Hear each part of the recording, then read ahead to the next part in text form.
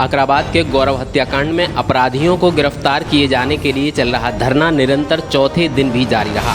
धरने की कमान संभाल रहे आजाद समाज पार्टी के नेताओं ने बताया कि इस हत्याकांड में शामिल एक आरोपी ने न्यायालय में आत्मसमर्पण कर दिया है।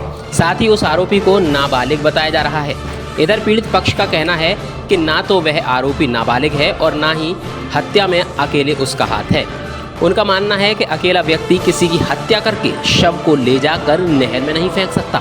जरूर उसके साथ 5-6 लोग और होंगे जिनको बचाने का प्रयास किया जा रहा है। आजाद समाज पार्टी की नेत्री मुकेश कुमारी ने कहा कि पुलिस इस मामले में जातिवाद और पक्षपात कर रही है।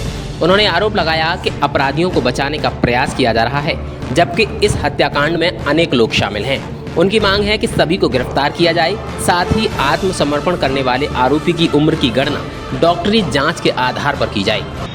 आज चौथा दिन है पीड़ित परिवार को बैठे हुए और हम उनके साथ में रोजाना ही बैठ रहे हैं। प्रशासन का रुख क्या, उसने जो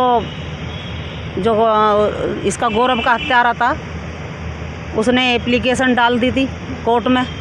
कोर्ट की जरिया से वो हाजिर हो गया और उसमें भी नाबालिग दिखाया गया, जो कि उसकी उम्र कम से कम 25 वर्ष की होगी। अगर उसका डॉक्टरी मायना होवे तो वो नाबालिग नहीं निकलेगा, वो बालिग निकलेगा। और ये प्रशासन को करवाना भी चाहिए, क्योंकि मार्कशीट में जैसे हाई स्कूल की मार्कशीट होती है, ये तो आप भी जानते हैं कि अपने बच्चों की उम्र कम भी करा देते हैं, 7-7 साल की उम्र कम करा देते हैं। लेकिन जब डॉक्टरी मायना होगा तो उसकी उम्र जाहिर सी बात है कि बालिग में आएगी। पहला नंबर तो ये है।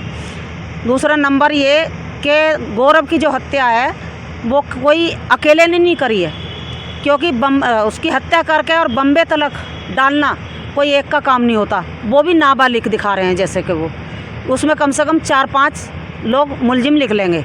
उसका गौरव का पापा भी निकल सकता है और जिस दुकान पे वो गौरव काम करता था वो भी निकल सकता है, क्योंकि इसमें उजागर होते होते आ रहा है और हमारी संज्ञान में भी आ रहा है।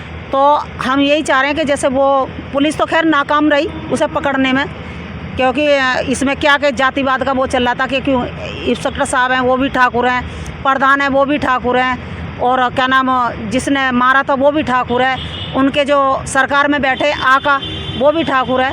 तो इस वजह से जातिवाद चल रहा था, इसलिए पुलिस ने नाकाम रही पकड़ने में और जानबूझ के उसने जेल में हाजिर करा है।